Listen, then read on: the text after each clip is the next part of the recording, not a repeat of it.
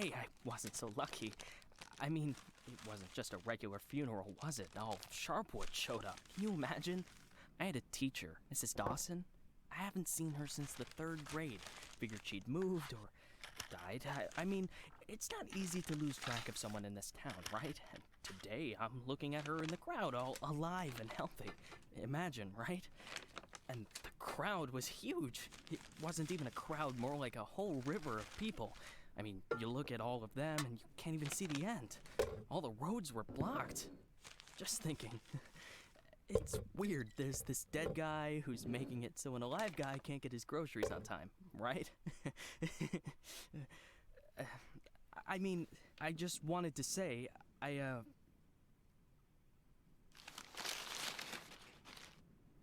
really respect Sheriff Wells. He died a hero, right? Ask anyone. Everybody says he's a hero.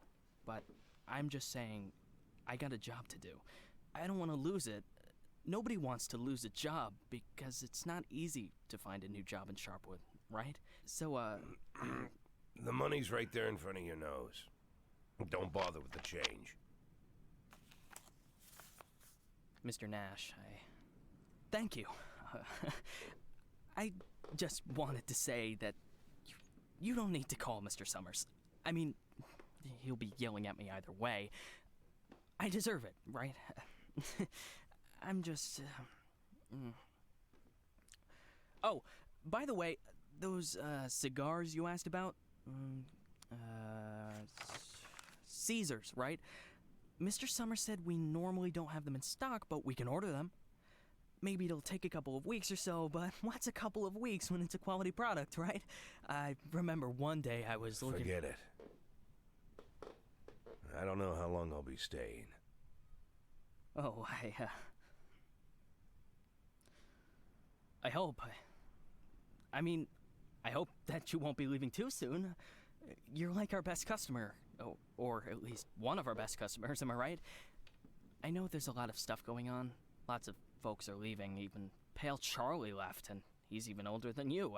He's 90 or something, maybe even 100. I mean, I'm sure you'll find yourself a decent job, right? I mean, have a good day, Mr. Nash.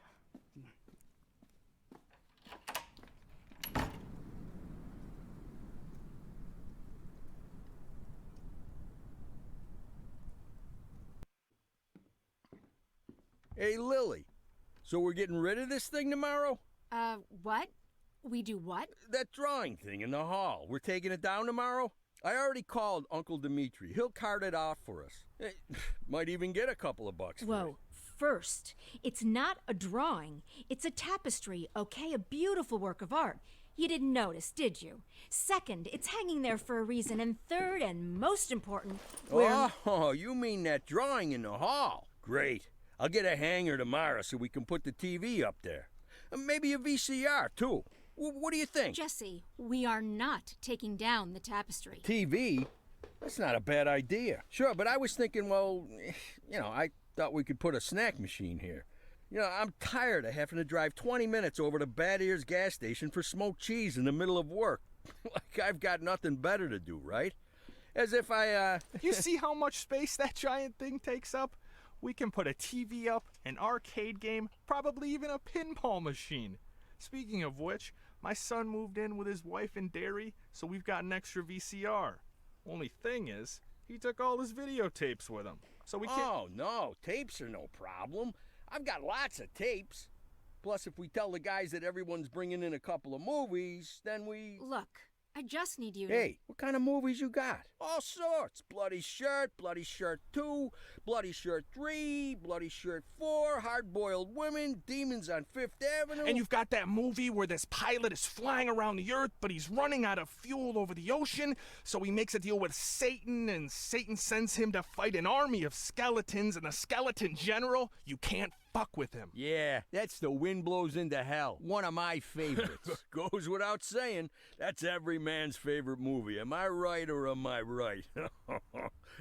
When I saw him at the end, when the girl throws the sword into the fire, my heart jumped out of my chest. Betty almost needed to call the ambulance. I swear to God. You need to take better care of yourself, old man. I've also got this movie. It's actually a cartoon, but it's for adults, you know. This guy gets the ability to undress people with his mind. So he goes into work, and he works in a bank, and his boss is a real bitch. But the bitch has some great boobs, and she calls him over to her. Tomorrow. We'll just discuss it tomorrow. And she says there's some problem with this quarterly report. Some kind of paper got filed in wrong, and he asked, like you should.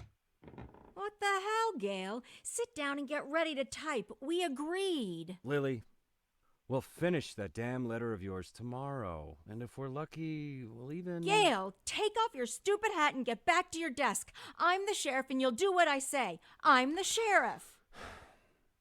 Lily, you do know you don't have to be such a bitch, right? Bad Ears gas station closes in half an hour, so if we don't finish this stupid letter in the next 10 minutes, I'll be out of smokes until the morning. And if that happens, I'll be coming into work in a bad mood tomorrow. And if I come into work in a bad mood, Just shut up and type. Okay. I'm ready. And for God's sake, let's stop taking half an hour on every sentence, okay? First, read what you've got so far. Of course, we won't be able to pay you serious money. It's like we won't be able to pay you anything at all.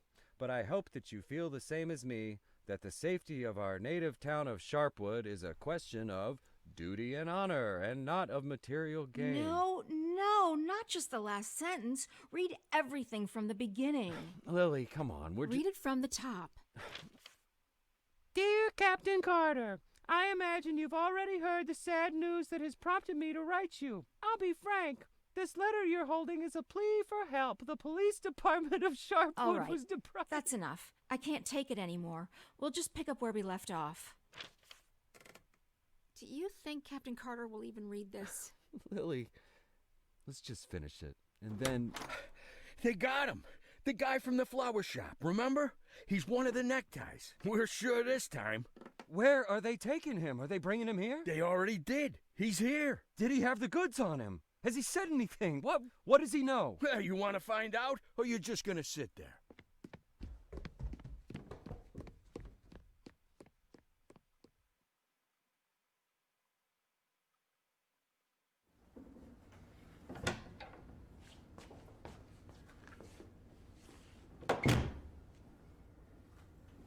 What happened to him? Well, as far as I understand, he had a hard time getting into the car.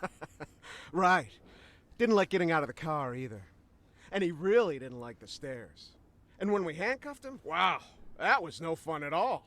And then when he sat down on a chair, he accidentally... Cut the shit, Charlie. What? The sheriff asked a direct question, and I'm trying... Get out! All of you! Lily, I think it'd be best if you just... What's the problem, Gail? Isn't it best if the sheriff interrogates important suspects? Isn't it great when the commander takes a personal interest in the work? Don't you think?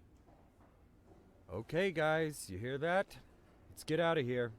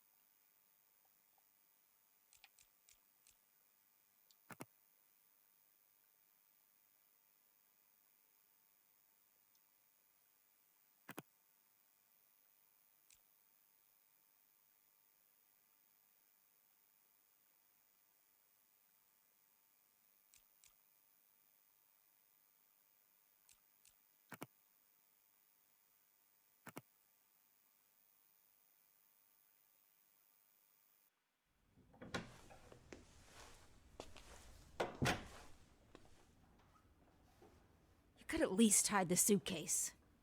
What? Oh, this? It's just... Charlie, shut your trap and get ready to question the suspect.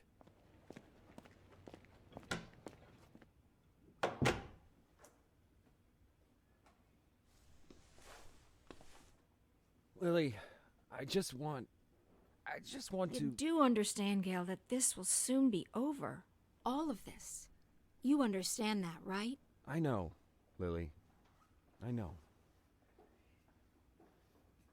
I need to finish writing that letter to Captain Carter.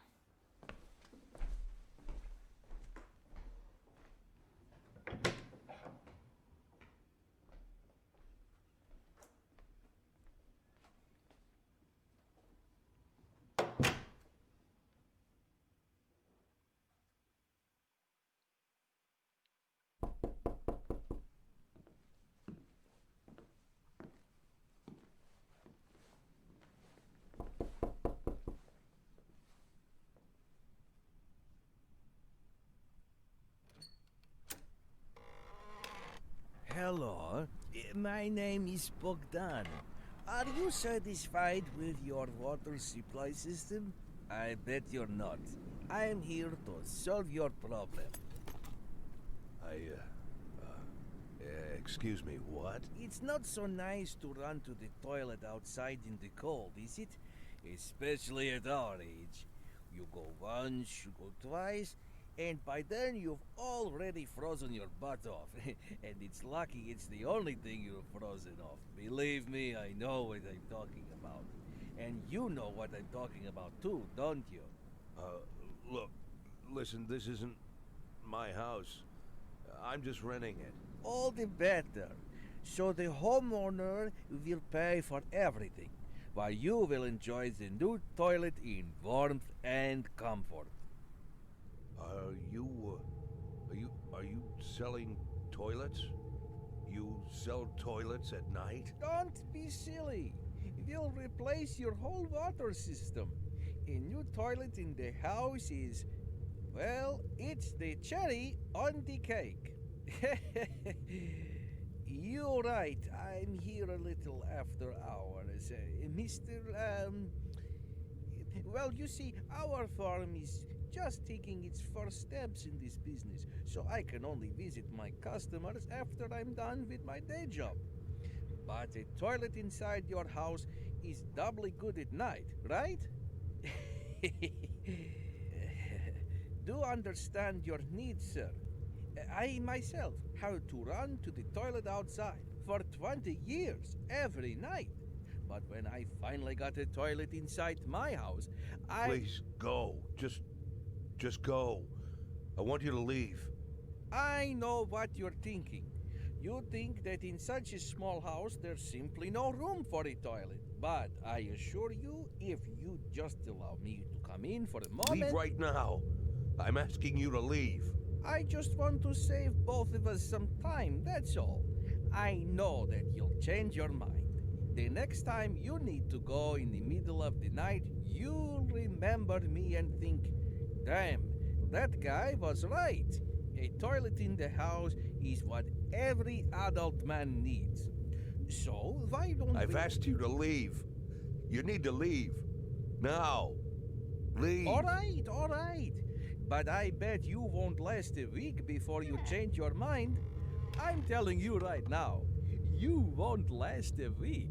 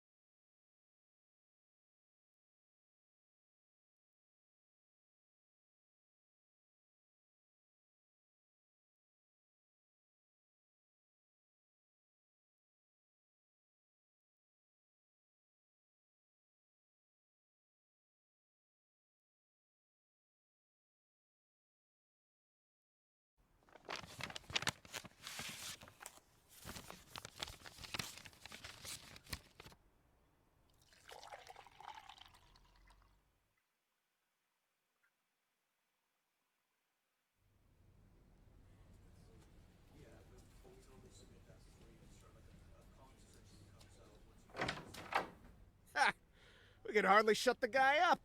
He wasn't so tough. I didn't even get to the Phase 3.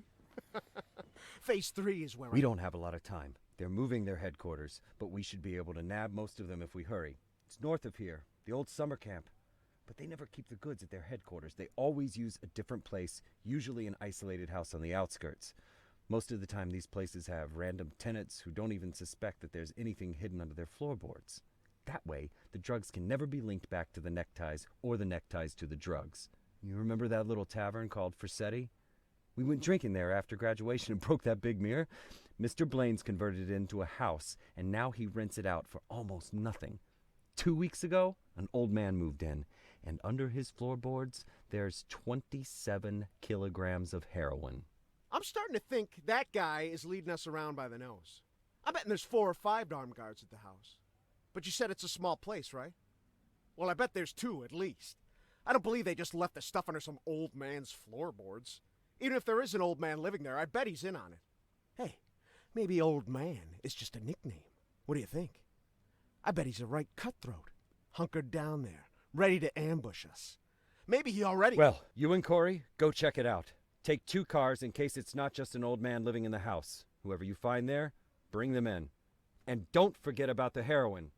Rest of you will come with me to storm their headquarters. Sound good to you, Lily?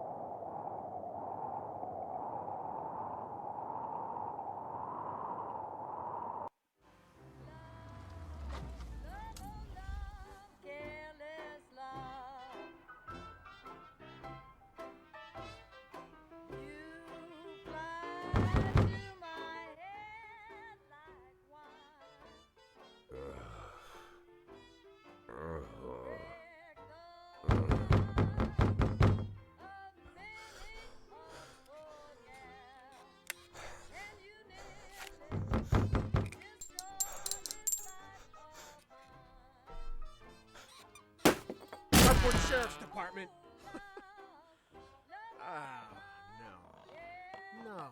No. Look at this. No, well, just look, Corey. You couldn't find anyone better to watch the goods? Oh, they just didn't bother. Or are we missing something? What do you think, Corey? Think we're missing something? Huh? Is there some kind of special meaning to the fact that we've got drunk, dirty grandpa here, sitting in the shack watching the goods? Maybe we need to crack the code here, huh? Well, any ideas where they hid the powder? How about you look around while I... while I interrogate the suspect, huh?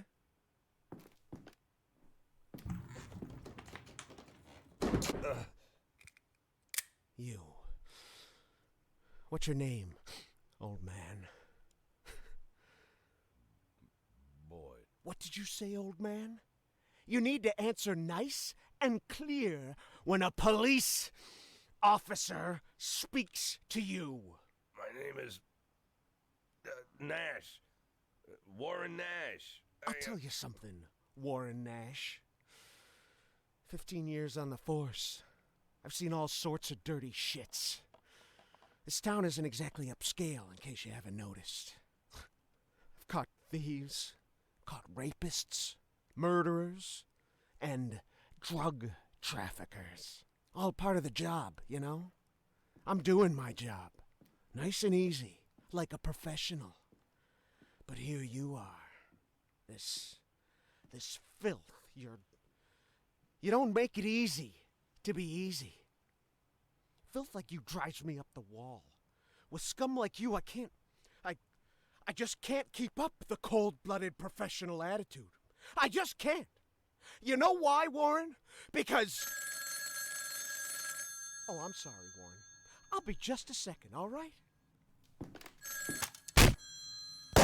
Shit, Charlie, what the hell? Do you want... Corey, just look for the fucking drugs while I'm busy with the fucking suspect, okay? So, Warren, filthy things like you drive me nuts. Because you think that we'll never catch up with you. You think the police can't do anything. You think we just rescue cats from trees and help old ladies carry their bags up to the porch. You believe, you really believe that we'll never get to you. So you don't even have to try. You taking good care of the goods here, Warren? You ready for us here, Warren? Just waiting in ambush, Warren? You did fucking nothing, Warren! Fucking nothing! Because you thought we'd never come. But here I am, Warren. Here I am! What are you gonna do now, Warren? What's the big plan, Warren? Hey, I think I found something. You hear that, Warren? He found something. Next time, hide it better.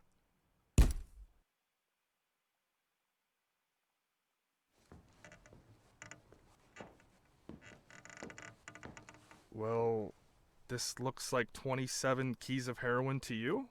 I would say there's somewhere between 26 and 28 keys. Well, that sounds like 27, right? Yep, looks like 27. So what are we thinking here? You load it up in the car and I'll pack up the old man. And any of this other junk we might need.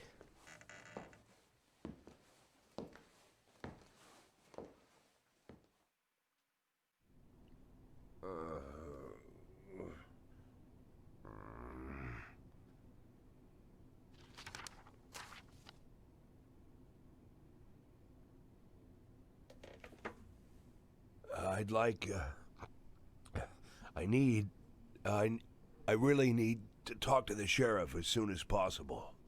I'm Sheriff Reed. You can talk all you like, but if I were you, I'd wait for my lawyer, Mr. Nash. I don't, you said you're the sheriff? That's what I said. No, are you Sharpwood, Sheriff? I'm the sheriff. Do you have the authority to... Look, I'm wearing a shiny star on my chest. I'm sitting here in the middle of the night, and even though I'm exhausted, I'm poring over murder files that no one else wants to bother with. So yeah, I'm the sheriff. I may not be used to all this, and I'm not sure I ever will be, but I don't have another sheriff for you, Mr. Nash. You might as well accept it. Listen, Sheriff. Sheriff Reed, right? Great, Sheriff Reed. I need to talk to the sheriff, and you're the sheriff, so it's even better. I mean, older sheriffs sometimes... Well, that doesn't matter. It doesn't matter. I'm not talking about that. I just want to say that there's been a mistake. And I want to help you out here because There was a huge batch of cocaine hiding in your house. You want me to believe you didn't know anything about it? I rent that house. Only lived there a couple of weeks, and you know all that, right? It's easy to check, huh? Yeah, it's but that's not important. It's not that I'm trying. Listen, Sheriff Reed, you have to listen to me very carefully. I'm a policeman, just like you know? Oh, so you must be undercover. Is that it, Mr. Nash? No, it's much more complicated than that. My name isn't Warren Nash. Yeah, I already knew that. Your fake documents are so bad they practically fell apart in my hands. If you let me explain, would you like to see my real document, Sheriff? Look, that humidor, you see it? What? That little box, the little wooden box on the table, see? Looks like a jewelry box? It's locked. We'll crack it open in the morning. Wouldn't you rather open it now? Please, Sheriff Reed, let's open it now, and I'll try to explain everything. I'm in a very difficult situation, and I'm asking you to listen to me. Just open the box, and you'll find my passport in there, my real passport. My name's Jack Boyd. The documents that say I'm Warren Nash, I bought them for $90 at the rail station. Please, just open the box and I'll explain everything, please. You say you were a cop, huh? Yes. I was a cop. I was the chief of police, just like you. Look, it's a very long and complicated story, but I assure you this is all just a huge misunderstanding. And the fact that I've gone into hiding here, the fact that I'm here at all, it's an injustice that I want to correct. And I'm asking you to help me.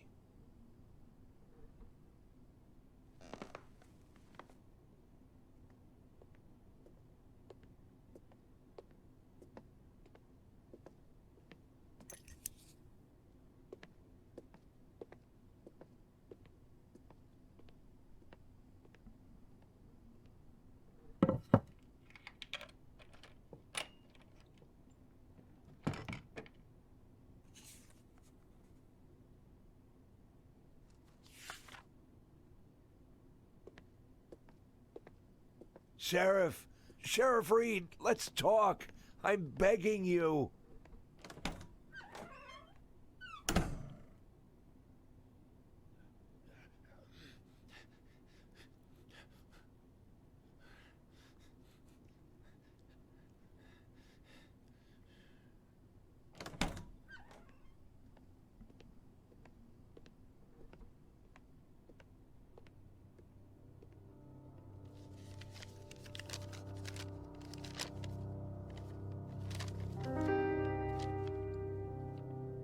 Sheriff Reed, let me... Do you even know what you've been accused of, Mr. Boyd? Let's just say I don't know if you know what happened in Freeburg last winter, but it had nothing to do with the law or justice. I was used. You do understand that I have to report you to the feds, right, Mr. Boyd? Sheriff Reed, if you do this, you just continue this. I believe that cops should help each other, so I just want to say... You seem like the kind of person We've known each other for 5 minutes, Mr. Boyd. I doubt very much that I've made any impression on you at all. Whatever you've got yourself mixed up in, I hope that you find justice. If that's really what you want. But for now, all I know is this. You're a criminal, and they're looking for you. Your folder. Your folder. That's a case file. Can I see it? Excuse me? I worked as a detective for years. Even when I was chief, I did half of my detective's work. If you're having trouble with the case, I'm sure I can help. Cops should help each other. My exact words, right? You think that I'm... Listen, Sheriff Reed, what do you have to lose? You're the head of this police department. You've got to think rationally. I'm not trying to teach you how to do your work. I'm just... Well, just for a minute, forget about all that, this whole awkward situation, okay? Right? You have an unsolved murder, and there's someone standing right in front of you who's offering to help. Maybe I'm an imposter, and I can't actually do anything. Maybe I'll even turn out to be a lunatic, scatter the file around the cell and dance around like a wild monkey. But maybe, just maybe, I really am an experienced cop who can help you find your killer. Don't you want that? Don't you want to give me a chance since you've got nothing to lose? Don't you want a real criminal in prison, not some sorry victim of circumstance like me? That's police work. Catching the real criminals, right?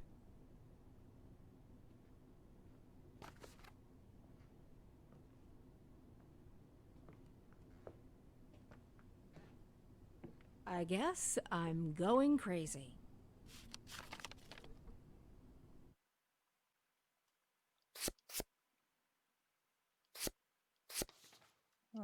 이렇게.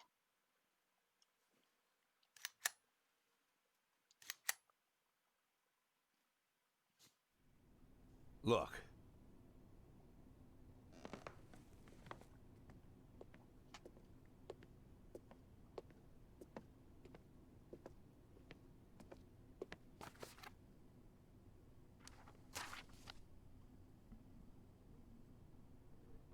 Lily, are you there?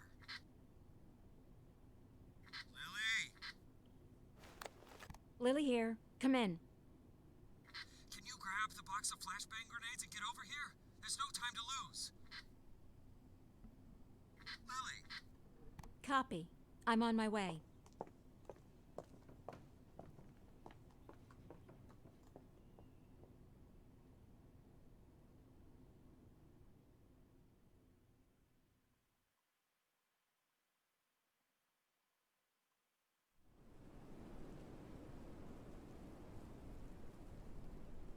So?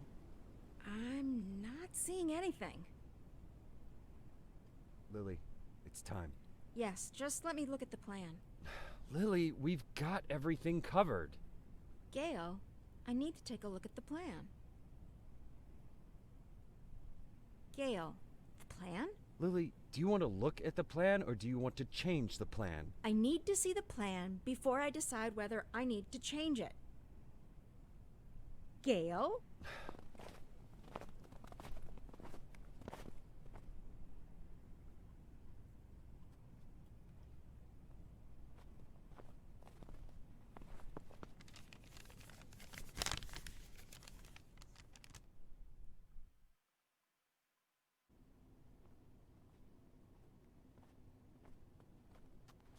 We should have taken him to Canaan right away. Yes, let's get him over here. Someone needs to go get Canaan. Does anyone know Canaan lives? Jesse, grab that blue bag over there. Bring it over here. I'll call him. Bring me that bag. I'll call Canaan. The bag, Jesse. Jesus, Jesse, we don't have time for that. Bring me that bag. No, come on. Lily, put pressure here. Press there and don't let him. Make it? You think he'll make it?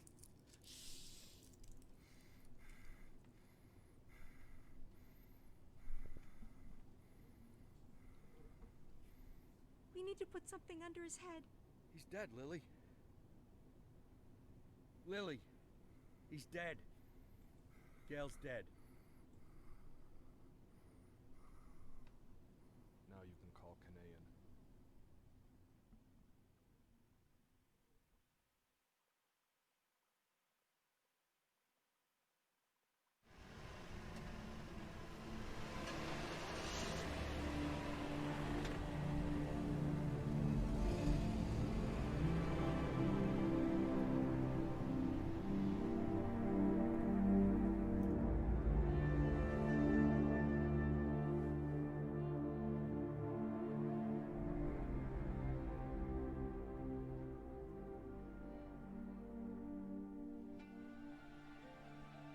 What was his name?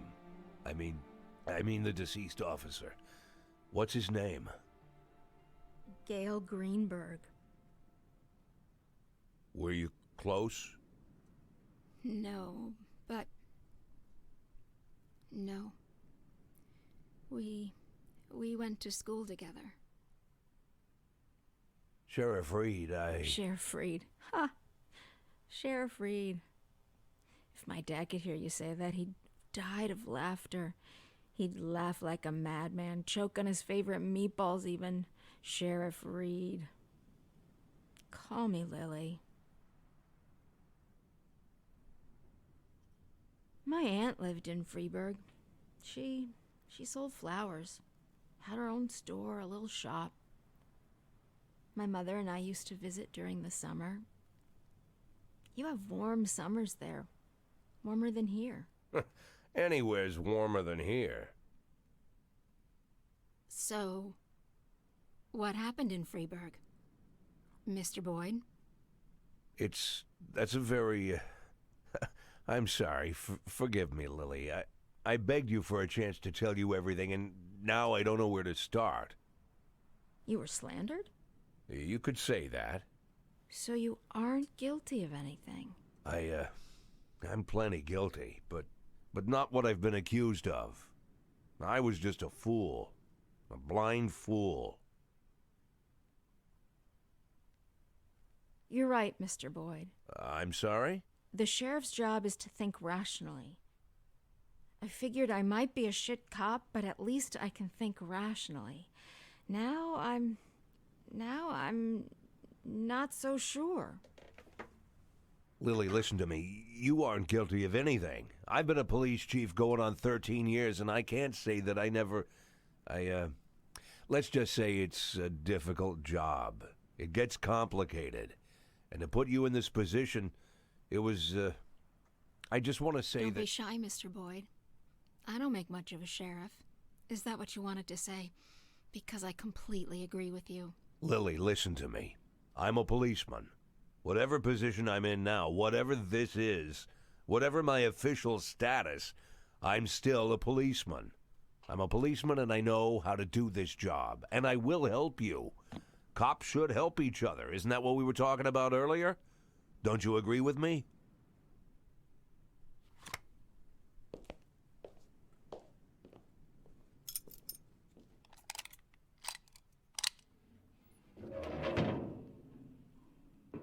What was it you said, Mr. Boyd? Maybe you're an imposter, maybe you're crazy, but maybe I honestly, I don't even know if I... Lily, why are you pointing that gun at me?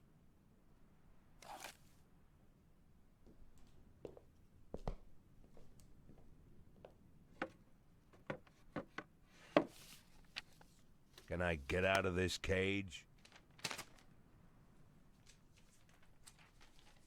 Lily? Yes, Mr. Boyd. Yes, you can get out of the cage.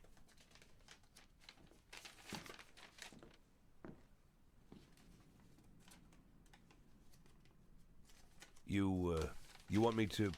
Well, I guess I'm asking. You want me to get to work? What is it you want me to do exactly? You can get some sleep in the break room. It's over there to the left, the dark green door. I'll still be here in the morning, and in the morning we... Well, we'll figure this out. Tomorrow you can gather up your things, Mr. Boyd. Yes, I just... this letter, I'd like to send it as soon as possible. It's for my children. It's important. I can mail it for you. I don't mind. I've got a letter to mail myself. Lily, I wanted What? to... You want to know if I'm going to call the feds? No, I won't call the feds. Do I realize that means I'm breaking the law? Yeah, I know. Do I understand that you could make a run for it at any time? Yeah, I know that too.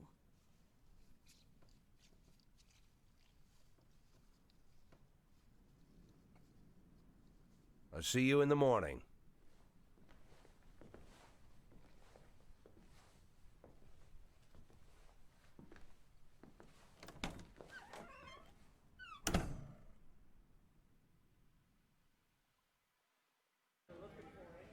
Any other questions? So how long you been working undercover? Since February. So you're like our new sheriff now, huh? Mr. Nash will partly take over management of the department. Some of you will now be his subordinates. Bad news, Cliff. I'm still the sheriff. Well, if you understand everything and there's no more questions, then let's... Wait, I have a question.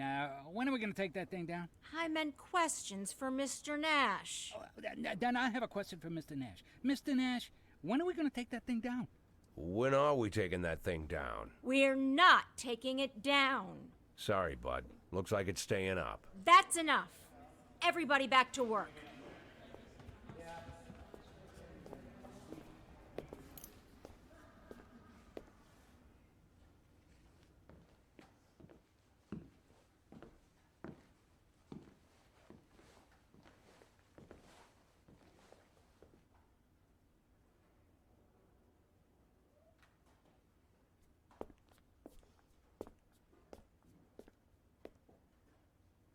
It was Sheriff Wells who hung that tapestry here.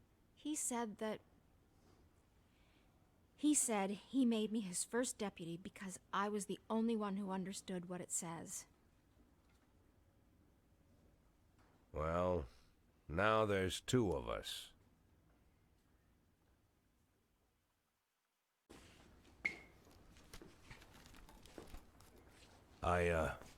Did I miss something? No, I just want to move into the office where you were working yesterday. So you're moving into a smaller office? I'm moving where I'm more comfortable. That's the office I used to share with Gail. It's probably too big for me, but it'll be just right for you. Can I help? No, I don't like people pawing my stuff. You could get a bite to eat. I'll be finished in like 20 minutes. I can handle this. At least I can handle this. Okay, then I'll go down to the dining hall then. Call me if you need me.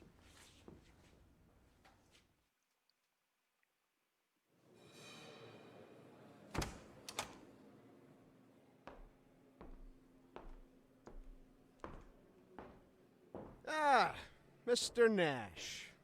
Glad we have a chance to get acquainted again. This time under better circumstances, huh? Our first meeting didn't go so smooth. You really must forgive me, Mr. Nash, for being so rude to you. It was rude of me to arrest you. You gotta admit, you don't really look like an undercover cop. Am I right, guys? But I didn't hit you too hard. I tried to be delicate with elderly gentlemen. I'm not some kind of monster. 저 새끼는 주댕이로 망하겠다. I didn't mean to offend anyone. You really shouldn't be offended. We're all grown-ups here. Why be offended? Why are you offended, Mr. Nash? I gotta say, I expect more from a senior police officer. Well, I don't know, more professionalism, you know? You seem like the kind of guy who sits behind a desk doing paperwork. Am I right, Mr. Nash? That the bathroom? Weren't you gonna drink your coffee, Mr. Nash? You're not incontinent, are you? Mr. Nash, do you have a problem? Is it an age thing, or did I just hit you too hard in the kidneys? If that's the problem, then I apologize, Mr. Nash. I tried not to hit any vital organs. Ah!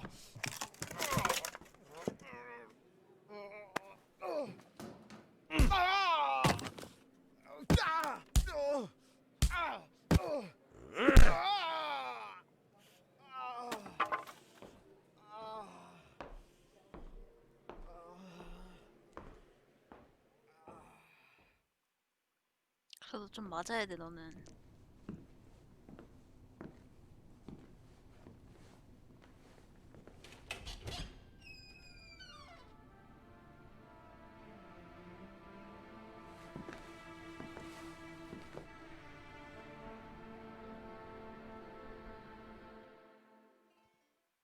이 게임 잘 못하거든요.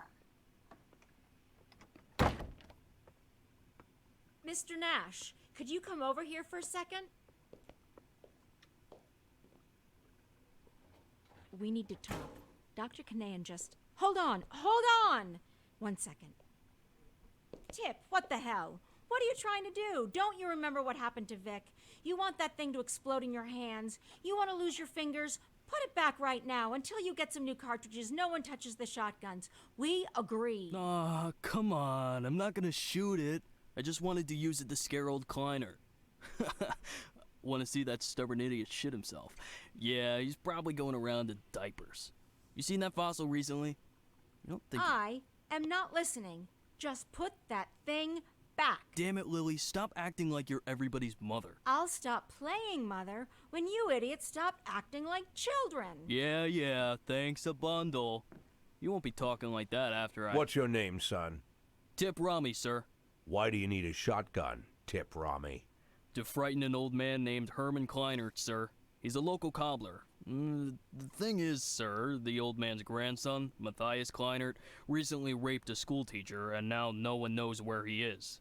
I'm sure, sir, I mean everyone is sure, that old Kleinert is hiding his grandson somewhere. We tried talking to him, but it got us nowhere.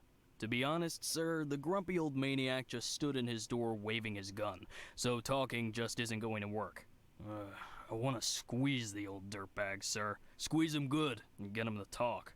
Kleinert's gun shoots salt. Salt? That's right, sir. Salt. But what's the difference? I'm not saying he was going to shoot me. I just wanted to scare the old goat, you know? It's not like I'm going to shoot him.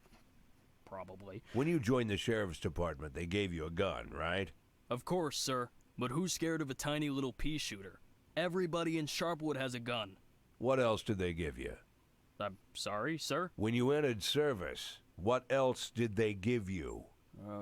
I was issued a uniform, sir. What else? A radio? And that's it? And a knife.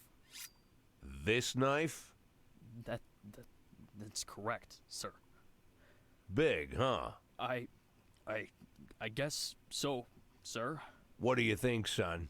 Think you could scare somebody with your big knife? I don't know, sir. Well, think about it. Here you have a big shiny piece of cold steel, nice and sharp, and you're holding it right to some bastard's neck.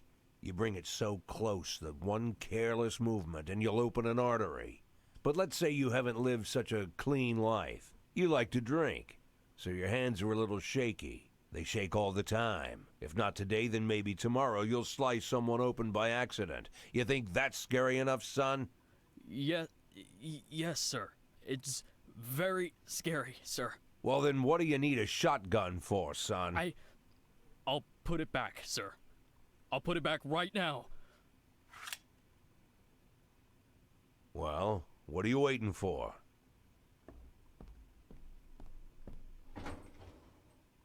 I have work to do. Can I go? Yes, I just wanted to. Come to my office in the evening before you go home, okay? Okay.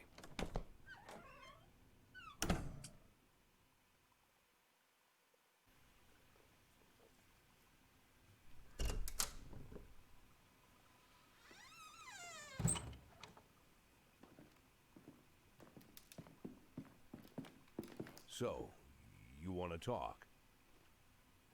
Yeah, well, before I... Well, thanks for helping me this morning with Chip. Sometimes he just... Anyway, there's something I wanted to talk to you about. It's very serious. I mean it. It's serious. As far as I understand, yesterday you had some kind of altercation with Charlie Fletcher. Dr. Kanahan called me and... Well, Fletcher's going to be okay in a couple of days. It was nothing serious. But I don't want this happening again, all right? I can't promise you that. I don't understand. I said that I can't promise you that nothing like that'll happen again. Listen, Jack, I don't like Fletcher either. It's not Fletcher. I will treat my subordinates as I see fit. That's what I mean. But Jack, there are boundaries. I, as the sheriff, I draw those boundaries, okay? I respect your experience, I do, and I just want to say there are rules that must be respected, and I believe that these rules are an integral part. You know, I believe we understood each other, and there won't be any more problems, right?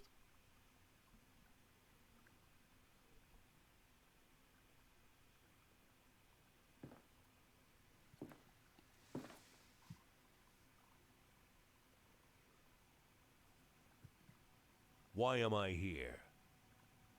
I'm sorry? Why am I here?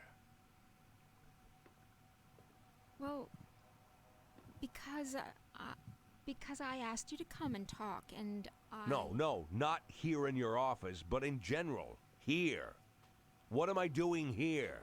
Why am I here, Lily? Because you got into a difficult situation, and now... I'm helping you steer the department. Look, I could run. I might go to jail, but I'm here.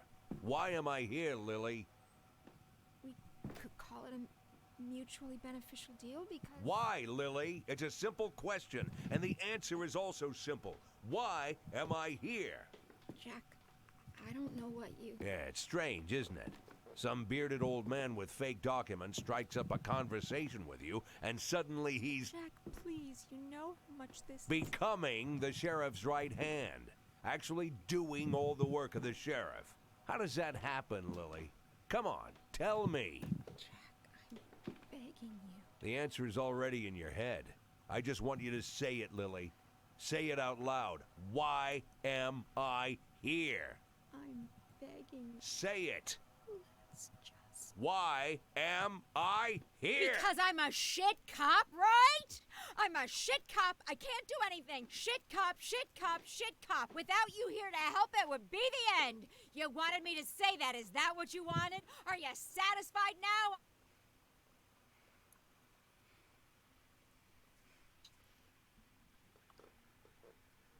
I'm very satisfied, Lily.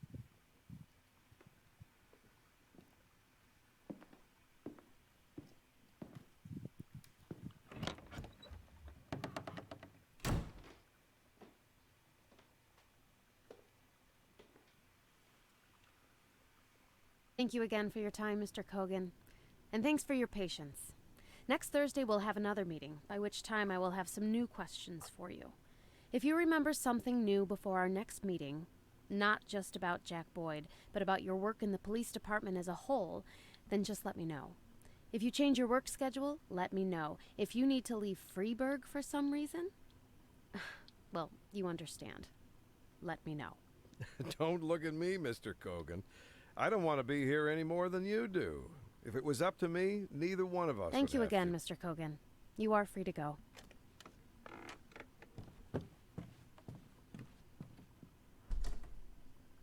Take it easy on these people, Lana. They don't have to. I'm just doing my job, Wilton. It's your job too, remember? Please invite Miss Emma Weinstein in. Emma Weinstein? Again? What is this already, her 6th? Just the 4th. And you're hoping to learn something new. As far as I recall, she just keeps saying the same thing. I will definitely learn something new, Wilton. Even if she keeps saying the same thing. Even the fact that she always repeats all the answers word for word. That's already very important information just by itself. Well, yes, for you. Because the whole world around you is very important information.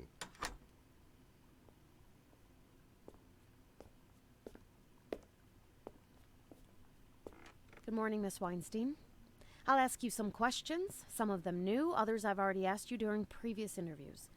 But I hope that you'll be kind enough to... You can ask me any questions, Miss Berman. I'll answer you. For the 2nd time, the 5th, the 10th, as long as it takes. You know that. Then let's not waste any time.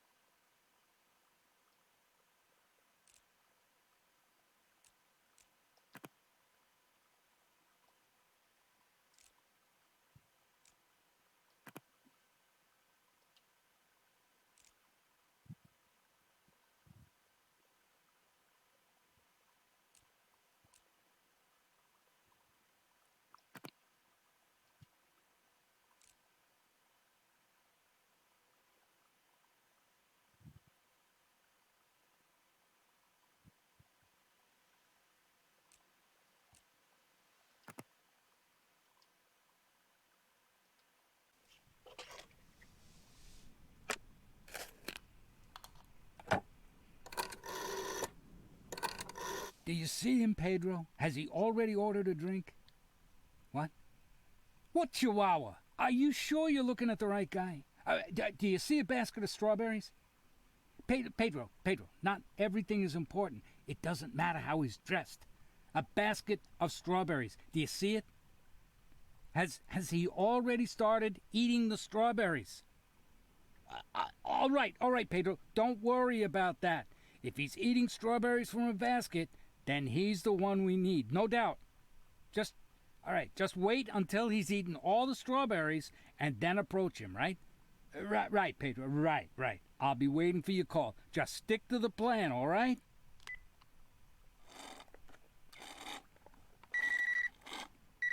Pedro?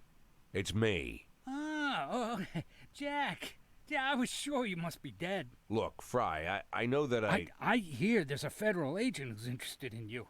He's already reached Millington. From there, I think he'll be heading north. What do you think, Jack? Has he picked up your trail? Fry, let's just talk. Jack, how happy he'll be to find out you're still alive. A young agent. Let's call him Chris. dreaming of a brilliant career. He wants to prove to his alcoholic father that he's made something of his life.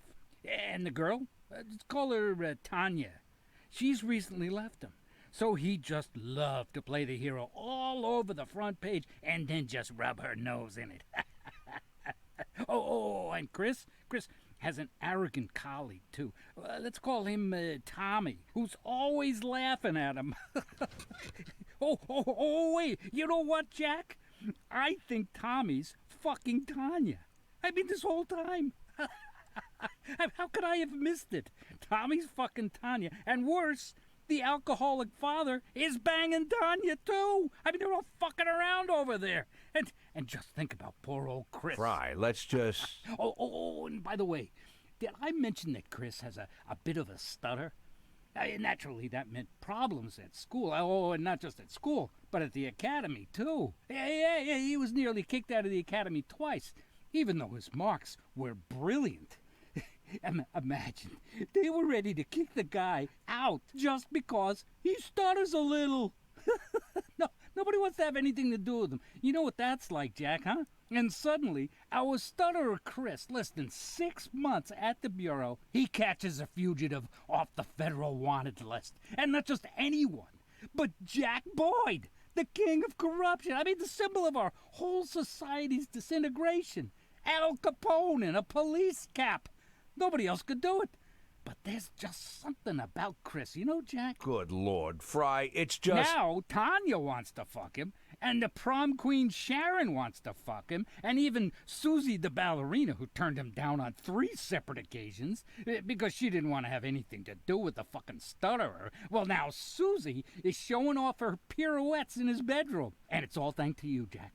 All thanks to the fact that you couldn't stick to our simple arrangement and answer the fucking phone when I called. I couldn't pick up the phone because at the moment when you called, the phone was literally being shot at. And then You're one lucky bastard, Jack. I mean, you are lucky that I have such a cold, black heart, completely incapable of compassion.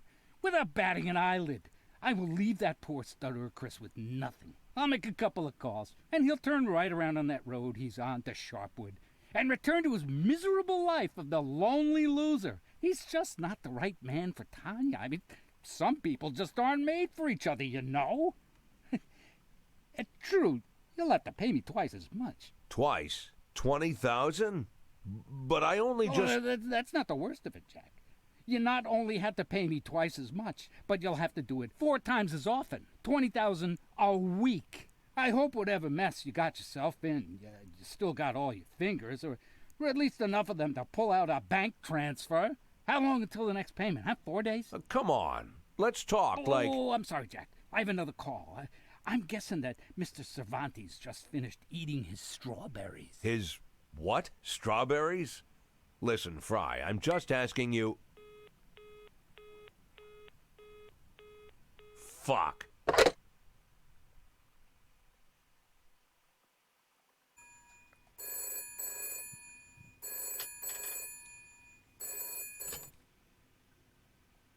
Hello? Yeah, I'm listening. It's me. I'm listening, Lily. I decided that I wanted to talk about the woman. What woman? About the woman with the coins. Lily, do you realize that you're calling me in the middle of the night? It was wrong, Jack, what you did. I'm not trying to exaggerate. It's not the worst thing you could... I don't want to compare it with... I want to tell you that I think it was wrong, and I think that you yourself understand that it was wrong. Am I wrong? Lily, go to sleep. Jack, I just want to make sure that we're seeing eye to eye on this. That we're on the same team, you know? It's important to me. For a cop, nothing's more important than a good night's sleep. You can trust me on that. It seems I'm more like a nanny than a cop. And I'm all cop.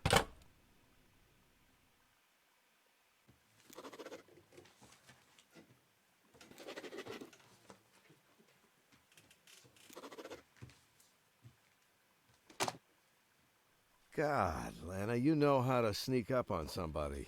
You're seeing Plunkett today, right? Only if I manage to rake up all this paperwork before noon. Talking to the old man after that is useless. He'll already be soaking up his cocktails. I hear they're having problems with the new curator from the mayor's office, the one in the green jacket. I need to take notes on Isaac Brommel's testimony. You remember him, paralyzed at the waist. It's 3 hours one way. I'll be stuck there until evening, so I need you to give this folder to Plunkett. Mila says that he's leaving tomorrow, flying off on some conference, so I want him to get the folder today, okay? What do you have? I want the Jack Boyd case given special status. Oh, Lana, do you even understand what special status even means? I need access to the closed sections of the police department's archive. I need to be removed from all other cases. I need 2 assistants. I need support from Paulson. Lana. I need a surveillance team, a judicial order for Lana. the wiretapping of 4 witnesses. First of all, Emma Weinstein, and permission to search her. Lana, listen to yourself. What are you trying to achieve? Do you even understand what's waiting for you? It's one thing to drag all the witnesses through here 10 times. Plunkett is somehow tolerating that. But it's another thing to... Oh, God, why don't you do something... Something easier? More relevant. Have you looked at the papers recently, Reeves? No one's seen Jack Boyd for almost a year, and he's still on the front pages. Show me something more relevant. Oh, Lana, look, God knows, you did what you could. The asshole is already 8 months on the federal wanted list. The feds can't find him. And can you? You mind-fucked all your colleagues, mind-fucked everybody, one by one, through the whole police department. Plus any poor son of a bitch who ever saw him, talked to him, delivered him pizza, or checked his prostate. You went through mountains of documents, some of which you were not supposed to see, and I have always been ready to look the other way. Until you come You're in... not my boss, Reeves. I don't care if you looked the other way. I never asked you for help with the investigation, and I'm still not. Just give Plunkett the fucking folder and make sure he's sober enough to read it.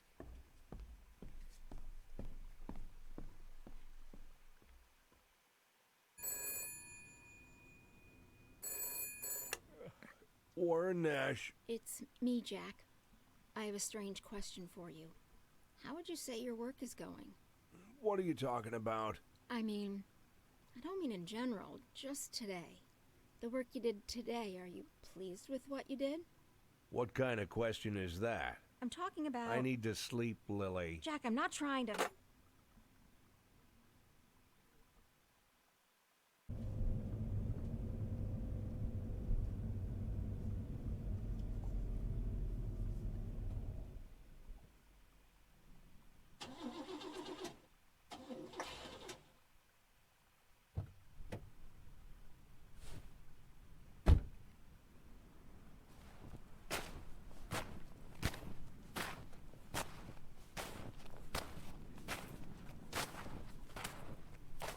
Do you live here, old man?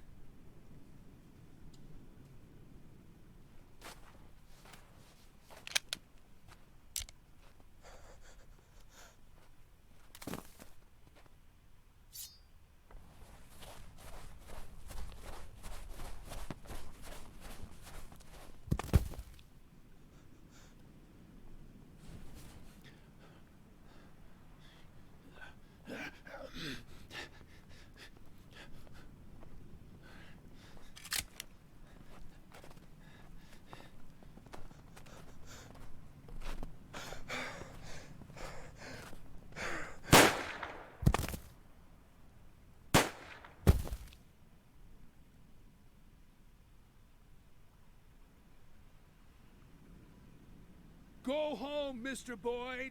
Who am I talking to? My name is Colonel Liam Henderson, but as you can see, we'll have to do this some other time. How do you know my name? I think there are only 2 of them, but best be safe. Check the area and tell Mark to shut off that engine. Someone will have to stand watch here until morning. Hey, I'm talking to you. Go home, Mr. Boyd. Lock the door. Stay away from the windows. Don't come out till morning. We'll talk another time.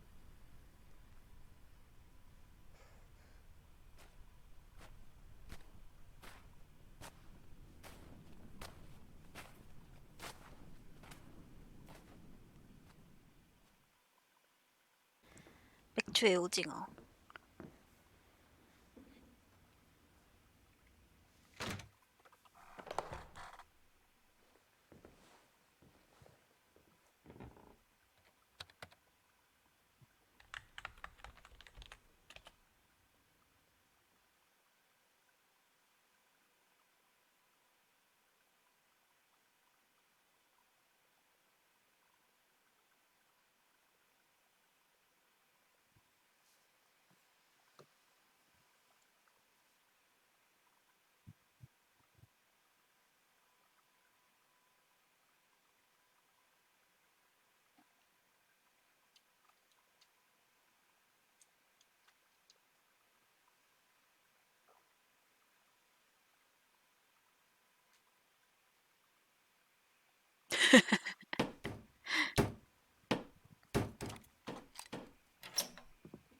Time for hot chocolate. Don't pay any attention to me. I'll evaporate in a second. Who are you? I'm Sean Moreno, secretary and dispatcher, office manager, sometimes even the plumber. I have a very wide range of responsibilities. It's easier to say what I don't do. What, and delivering hot chocolate to the offices? Is that one of your duties? No. Well, not usually. But I thought that this morning you might need a big mug of something warm. It's easy to catch cold from lying down in the snow at night. And we don't need you catching cold, right? Oh, that was one cold night. No, if you ask me, all nights are cold. What are you talking about? Here, hot chocolate with maple syrup, red pepper, and herbs. I should think I can manage to make this drink. Can't survive in Sharpwood without it. But I won't give you the exact recipe. Don't even ask. I didn't know what kind of cupcakes you like, so I brought a few. There's more chocolate in this one, less in this one, and there's no chocolate at all in this one. But there's little nuts. Very tasty, but they get stuck in your teeth, so be careful. Oh, yes, and your revolver. I cleaned it up. Shines like new. If you need any bullets for it, Mr. Boyd, just... Who are you? Like I said, Mr. Boyd, I have a wide range of responsibilities. Secretary, dispatcher, manager, plumber, and Colonel Henderson's bitch? That about right, you fuck? That about it for your responsibilities? Think you can come into my office like that and call me Mr. Boyd, you fucking piece of shit? There aren't any bullets in it, Mr. Boyd. Oh, well, you want to see what I can do to you with a pistol with no ammo, you fuck? I'm a man of many talents, just like you. I have no doubt, Mr. Boyd. Actually, I'm a big fan of your talents. You're a legend, Mr. Boyd. I look up to you. What are you going on about, you dirtbag? It's what you did in Freeburg. The plans, the whole operation.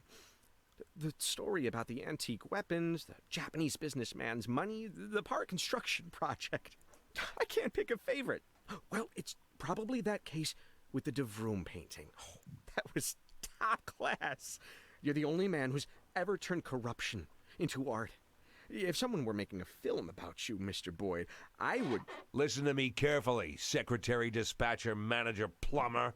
I don't know what you read here in the newspapers, and I've got no idea what your boss could be dreaming, but you got me wrong, okay? I was a scapegoat. I once let motherfuckers like you manipulate me, but I learned my lesson. So if you're gonna threaten me, you better just get it over with. No one's threatening you, Mr. Boyd. It's quite the contrary. Once you get to know Colonel Henderson better, you'll see you have nothing to fear. Like I said, I appreciate your talents, and Colonel Henderson appreciates them too, believe me. No, it's a lucky thing you arrived in Sharpwood when you did.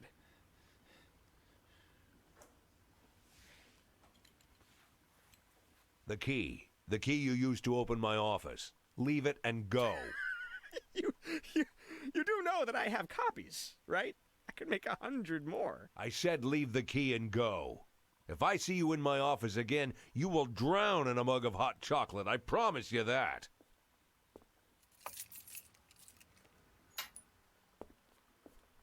You have nothing to fear, Mr. Boyd. You're safe here.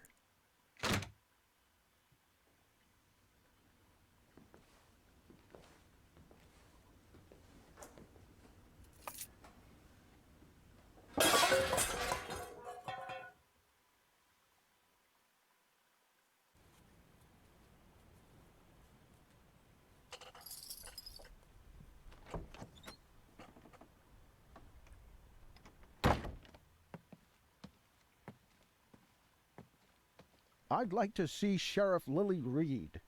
Why do you need Sheriff Reed, Mr. Carter. Captain Britt Carter. That's why the day when you, Captain Carter, step through the threshold of our department will not only be an important day for the whole of Sharpwood, but also a very happy day for me personally. Well, it seems I'm here to make Sheriff Reed very happy, son.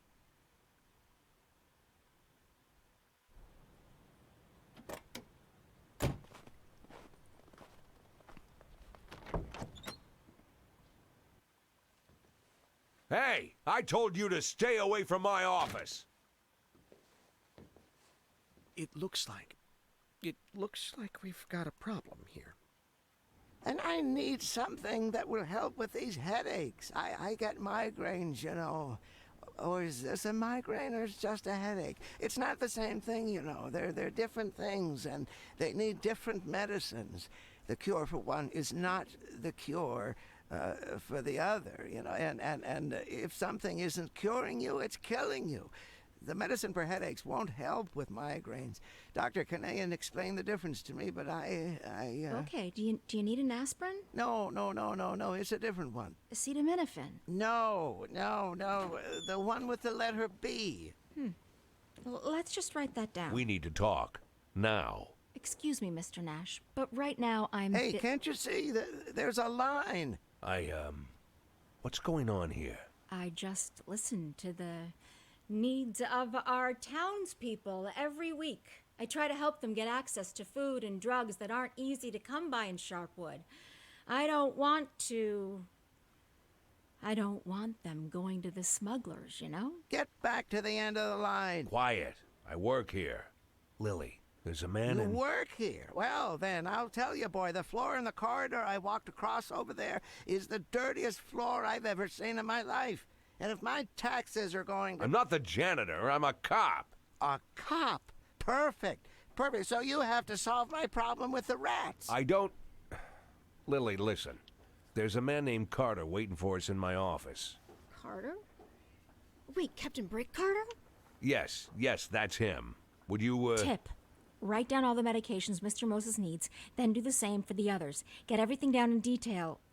Oh, forget about your notebook. Take mine. Start a new page for each person. Got it?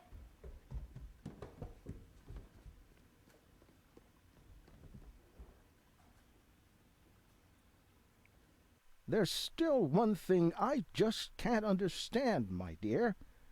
Why did you write me this letter? If you already have this... Mr. Nash appeared he appeared unexpectedly. He worked undercover for a while, and he was sent for by... This is an operation. It's all part of a big operation, some kind of big operation. I myself don't know all the details, but I think Mr. Nash himself can tell you everything he... Oh, I have no doubt that Mr. Nash will tell us everything. He'll tell us how he was assigned to this operation. He'll tell us how he was sent his orders on a beautiful piece of paper with a seal and a signature. He'll tell us how he had to pack up everything in his big city apartment, and how carefully he packed his expensive trousers in his expensive suitcase. Oh, how he had to grow a beard to blend in. Yeah, he'll tell us all about his brilliant career. Oh, you must have been an excellent student at the academy, Mr. Nash. Or perhaps you think you already know everything there is to know. But there's something you don't know, Mr. Nash. It's something very important. A city like Sharpwood can't be saved by some upstart careerists and bureaucrats from central administration. A city like Sharpwood can only be saved by its people, people who were born here, who grew up here. These are our demons, Mr. Nash, and we have to deal with them ourselves. You were sent here by the chiefs in the suits, while I, prodigal son of Sharpwood, was returned here by the Lord himself. Oh, so in your opinion, Sharpwood will be saved by a lame soldier with no police experience holding his Bible at the ready? I will not take offense to your disrespectful remarks, Mr. Nash, because I myself was once just a stupid fool. I did not understand that God saved me in the war. I did not understand that it was He who helped me survive after what happened to me after the war. But now I understand. Now I see. Now I am ready And have no doubt, Mr. Nash, I have come not with a shield, but with a sword. Well, then prove it. Work here for a week and show us what you can do. All right, I already said we're not making this into a stupid game. Mr. Nash, you've done an excellent job, but you have to agree that Lily, this isn't a game. This is a test, and it's a test that I humbly accept, my dear Lily. I have endured many, passed them all with dignity, and I will endure this one too. Oh, of course. You'll love it. Excellent. Just fine. Now we have 2 more stubborn boys in the department.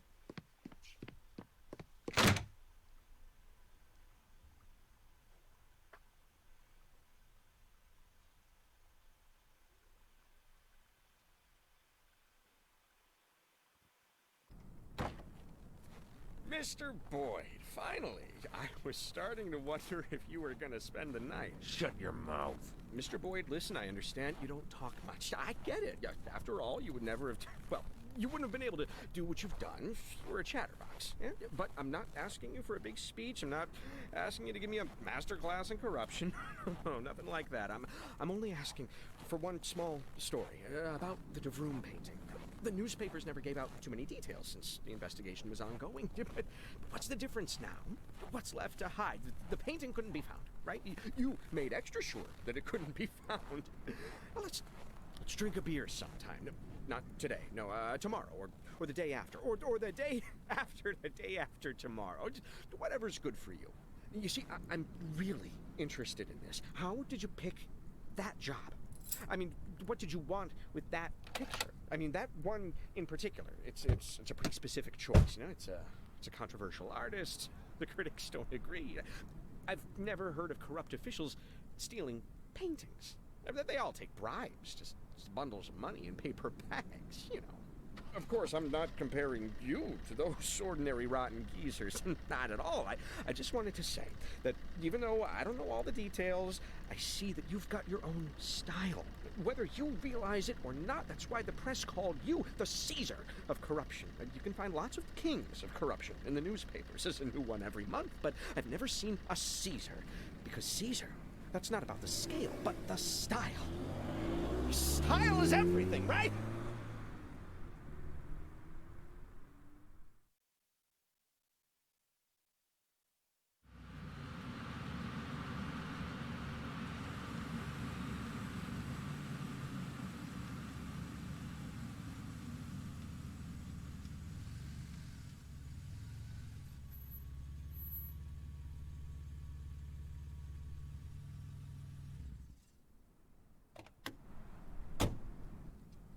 Please, Mr. Boyd. Why on earth should I get into the car with a stranger? Given your history, I'd imagine that you often had to get into a car with strangers. Back in Freeburg. Freeburg is different. Is it really so different? Absolutely. Friendlier? Warmer. Well, that's not saying much. Anywhere's warmer than here.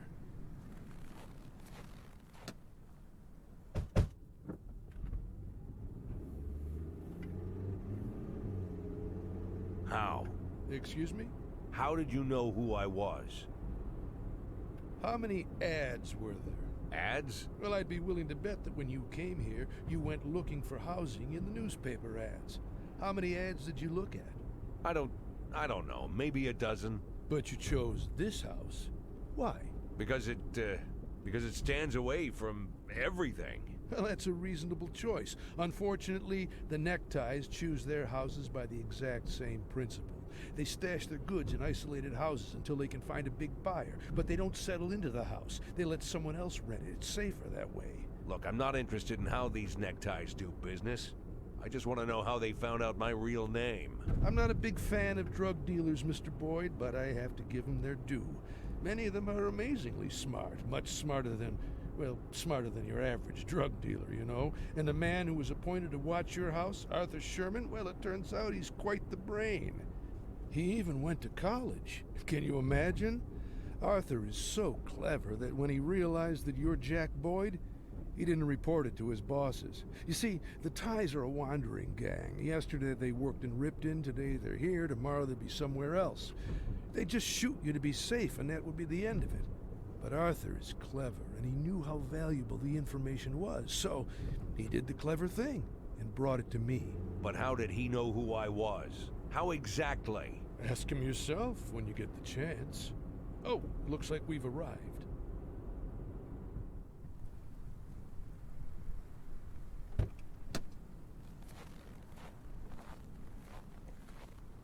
Mr. Boyd, are you coming? Are you completely out of your mind? I'm a wanted man. I shouldn't be showing my face in public, even if it is old and shaggy. Come on, Mr. Boyd. There's only drunk pigs and sweaty strippers in there. Nobody'll even look at you. Don't you want to drink a mug of draft beer for the first time in months and burp loud enough that everyone hears? Aren't you tired of hiding? Don't you just want to be an ordinary person? You saw where I live. Now I want to see where you live. Don't you think that's fair? Okay, you win. But I'll never believe that you don't miss letting loose. That's not the only thing I miss. Not the only thing, and not the main thing. I understand.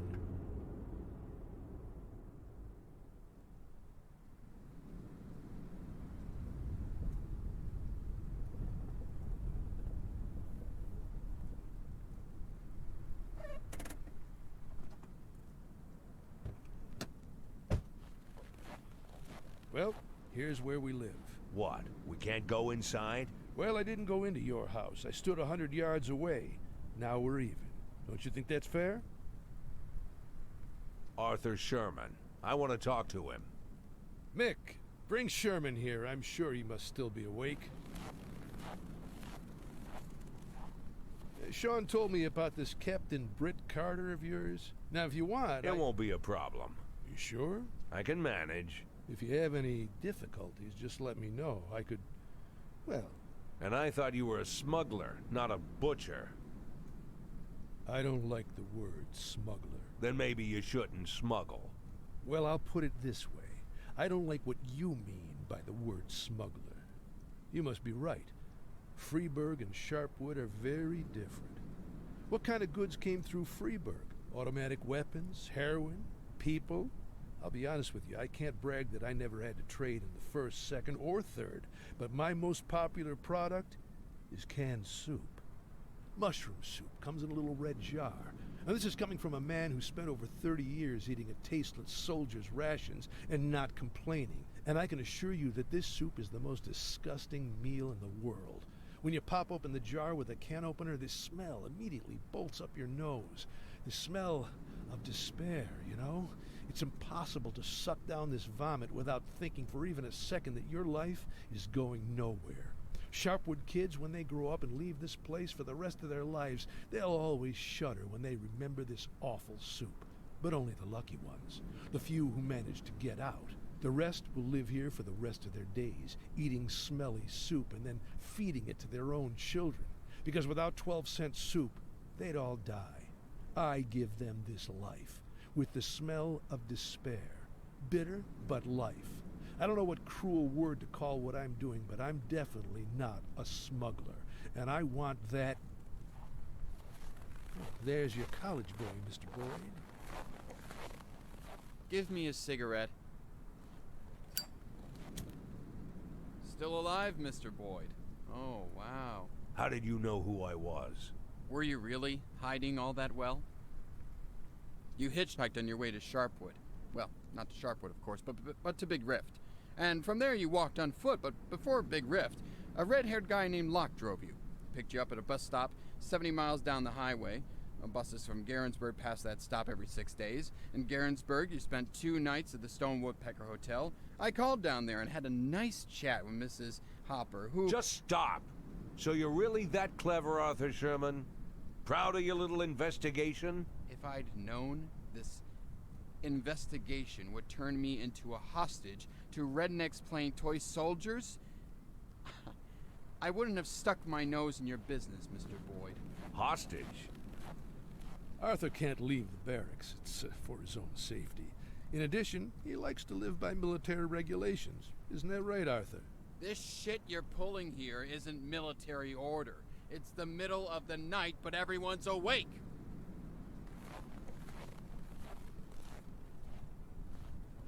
He's right, Mr. Boyd. It's high time for bed.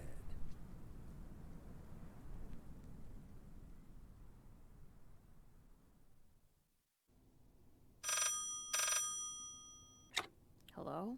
It's me. Are you awake? What do you think? Listen, I talked to Shapiro about Plunkett's situation. The truth is bad. He might not even make it to the end of the month. I don't know what he did wrong, but the dicks from the mayor's office don't even want to meet with him. But tomorrow, one of them will be considering your request. At least Avi Carlos has to be there. Do you know what that means? I'm not...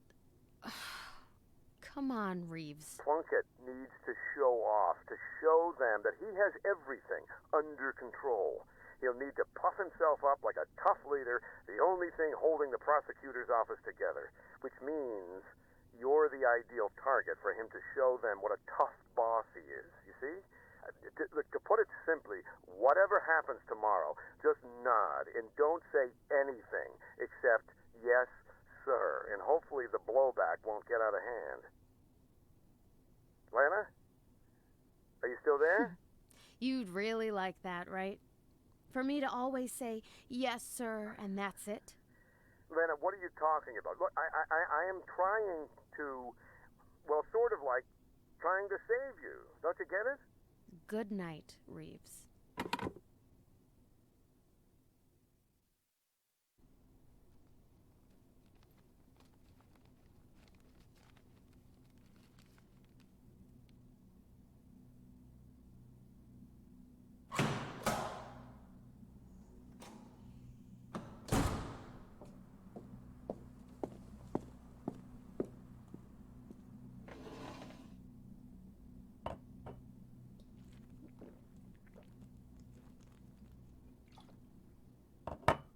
Before we begin, Miss Berman, I should note that Mr. A.B. Carlos and Mr. Ronald Atticus, representing the city administration, have been good enough to join us.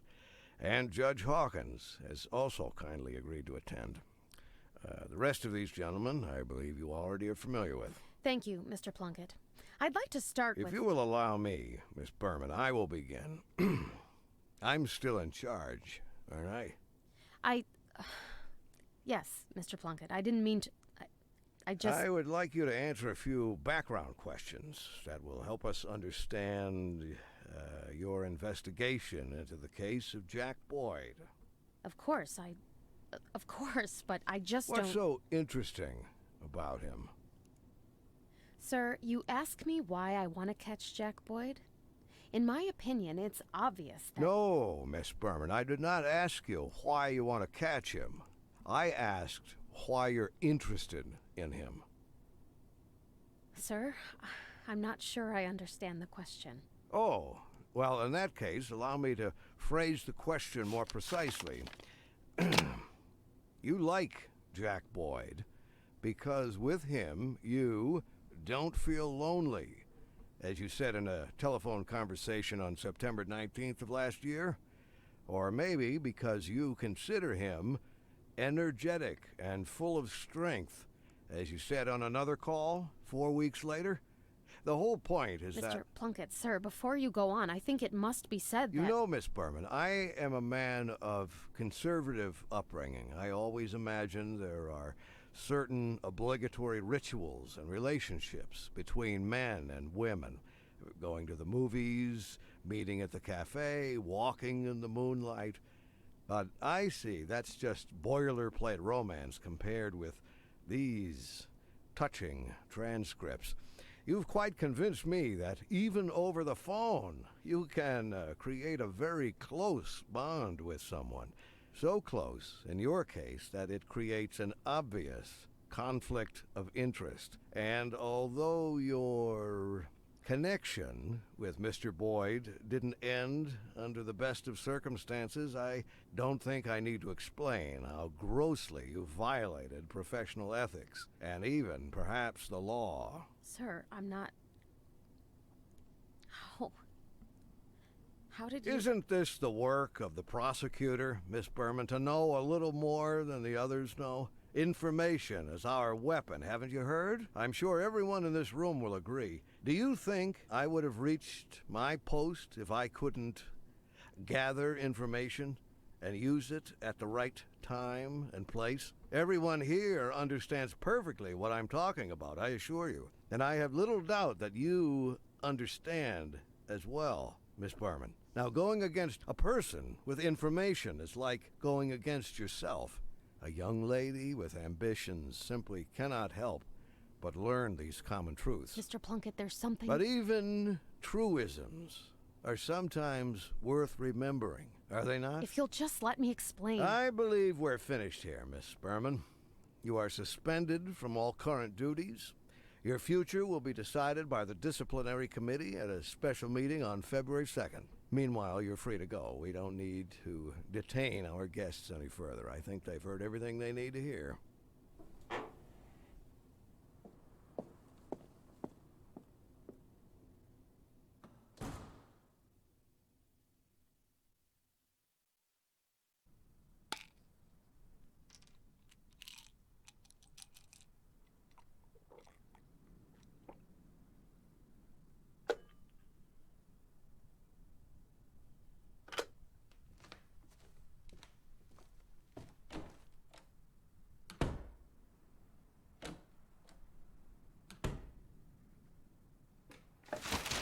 Damn.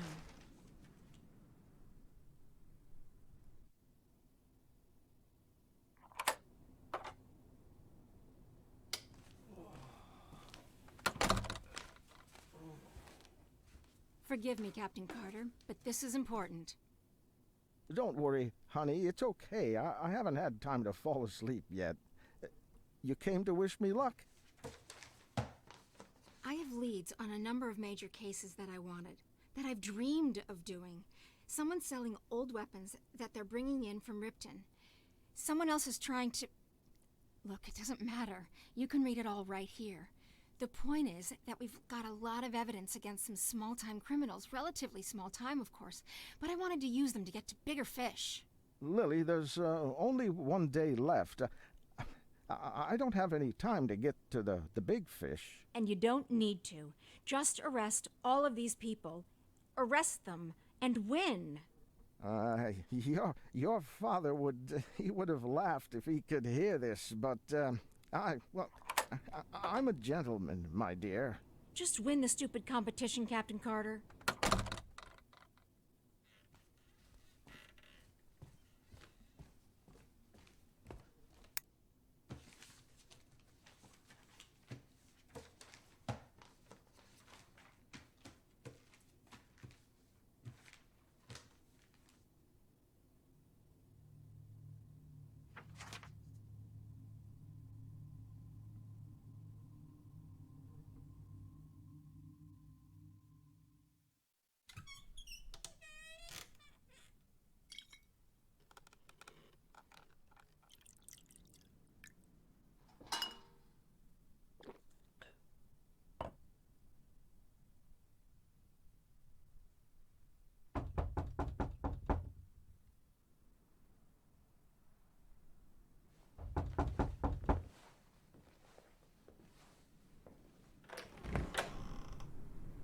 What? I forgot to give you your parking pass?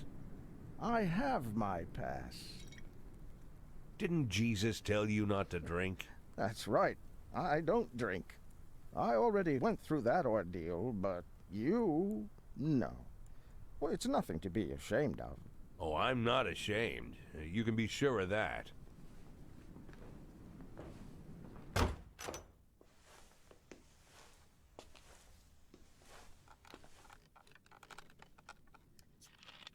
You know, it's hard to handle some things alone. And sometimes help comes from somewhere you wouldn't expect. You can say that again. When I needed help, it was an old man named Tarek Palm, former pastor. They say he was kicked out of the church because he went crazy. I don't know the whole story. Maybe he lost his mind, but he sure didn't lose his instincts. He immediately saw the two things that were ruining my life: lies and stubbornness. So he locked me in the basement. Lost his mind? Must have been a smart guy. He locked me up in the basement with the Bible, the Koran, and the Torah. And he told me that he didn't care what I was going to believe, but every righteous man, whatever he believed, had to go through these 3 steps. And the first step is when you choose principles over honesty. And the second step is when you choose honesty over principles. And the third is when you don't need to choose at all, because honesty is your only principle. Now, Old Man Palm said that he would bring me water every morning and ask, "What stage are you on, son?" 3 weeks later, I answered, "On the 3rd, Father."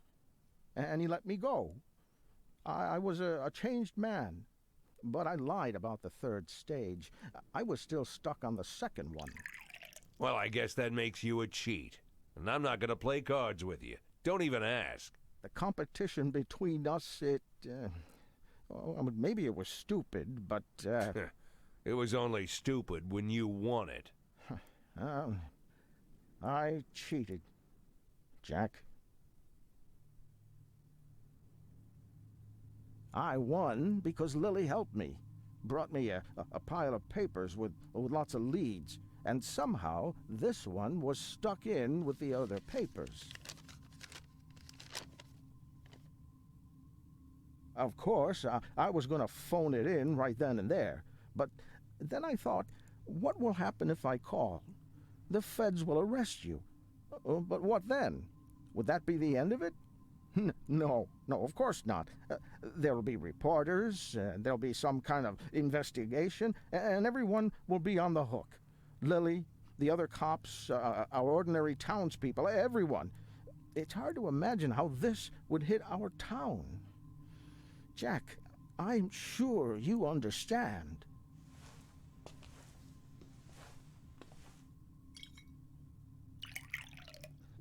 Lily wanted me to take things over gradually, so we could work together for a few days and keep everything calm, right?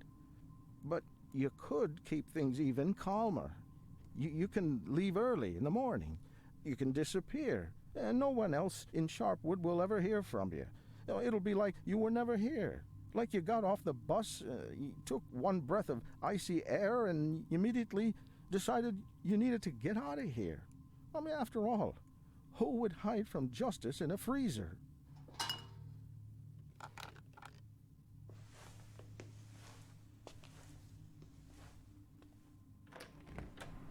Don't be ashamed, Jack. Drink up. You haven't got through this yet. I have.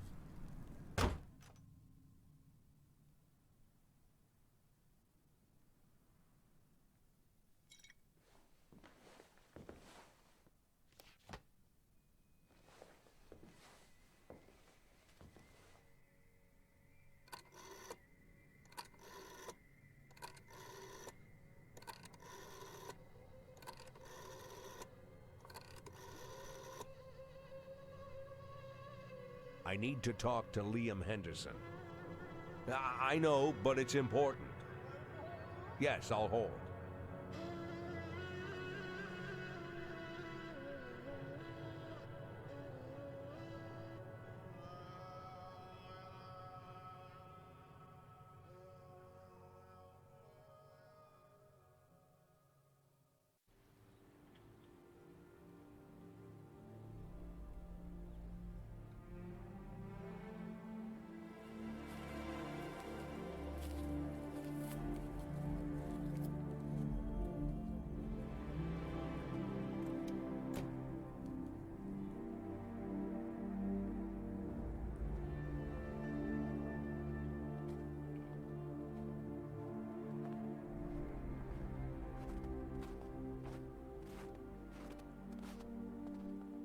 How, Jack? How could I let this happen? Who could have done this? Captain Carter caught a bunch of scumbags lately. And he made a lot of enemies. Any one of those cocksuckers could have decided Anyone could.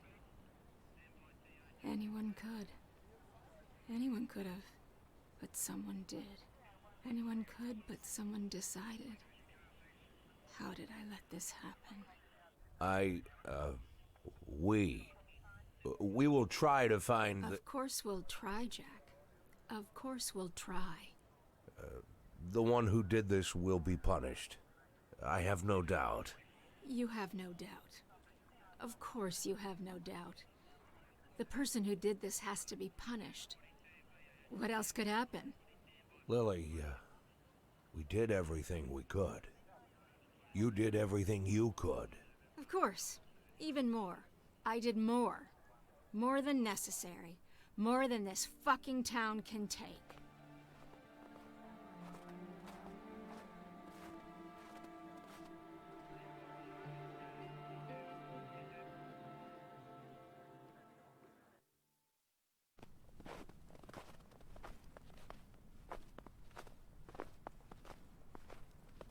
Did something happen? I saw the file. Captain Carter's murder. So that's how it was. Everything points to this, Lily. Everything points to this, and we have no reason to doubt that... You have no reason to doubt. I have no reason to doubt. You're a cop, a very experienced cop. Much more experienced than I am. You have captured hundreds of criminals. You are a professional. You conduct an investigation. You've assembled all the facts. You wrote a report. You did a great job. You did a great job. You did everything right. What is there to doubt?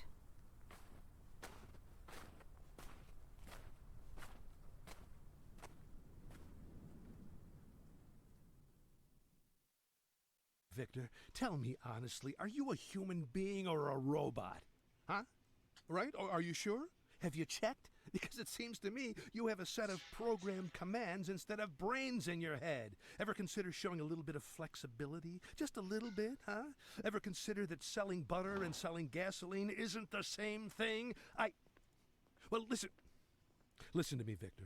Listen to me a second before your tiny electrical brains run out of batteries. When you sell him butter, you sell him a delicious breakfast. A person can live without a delicious breakfast. Yes, most people in this fucking town haven't even heard of a delicious breakfast. When you sell him butter, he's in a position to bargain. Because if he doesn't have butter, he'll smear his toast with clay, and by God, I swear he will eat it with no less pleasure. But when you sell him gasoline, Victor, when you sell him gasoline, you sell him his business. You sell him the entire meaning of his existence. Because, Victor, if he doesn't have gasoline, he'll have to shut down his gas station. And if he closes his gas station, he won't have butter or toast on the table. And in fact, he won't even have a fucking table, because his creditors will take away his whole fucking house.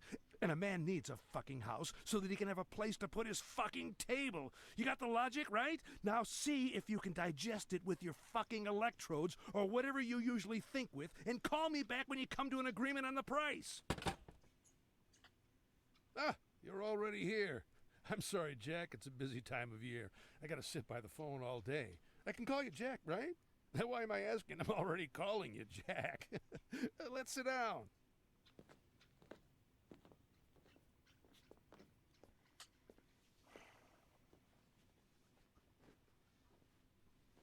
We could go to the bar, by the way. I'm waiting for a call, but I could. It's fine here.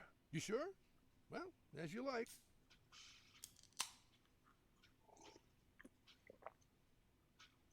That's what I love about Sharpwood. Even if I forget to put the beer in the refrigerator, it'll still be cold. Here, you can help yourself. Doesn't look like beer, does it? Well, what is it? The infamous smelly soup? You should try it. Go on. Try it. Don't be squeamish. Half of Sharpwood eats that soup every day. No one's dead yet. Not from the soup, anyway.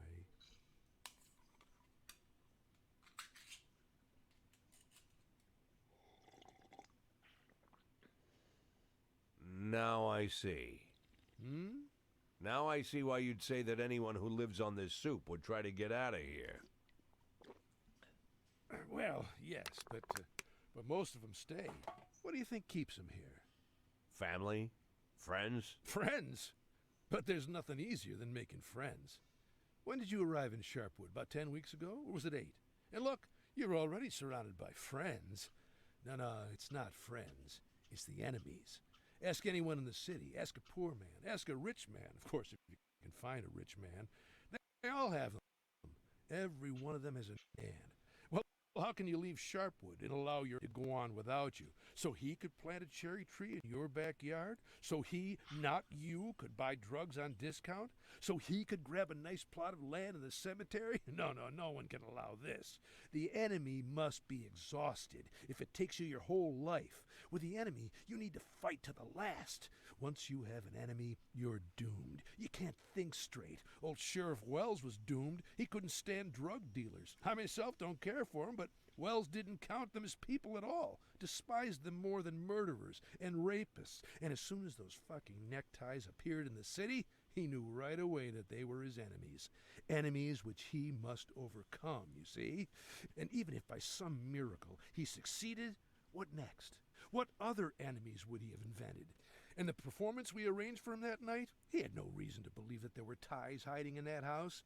But one phone call, from this phone here, by the way, and he rushes off into the night to God knows where. You know what happened next. He threw himself into a hail of bullets. Got 2 young cops killed, too, though they had absolutely nothing to do with it. Sheriff Wells invented his enemies, and he paid for them dearly. So the policeman had to pay for doing police work. What? Jack, come on. I know we need the police. Of course we need them. There was a case here recently, a month before you got here, maybe less. A fellow named Rocco, he was a butcher here. His old mother, Bertha, went missing. And Bertha had either Alzheimer's or old age dementia, or is it the same thing? Anyway, poor Bertha always forgot everything. Couldn't even recognize Rocco half the time. And then suddenly, she disappeared somewhere. So, what did our Rocco decide?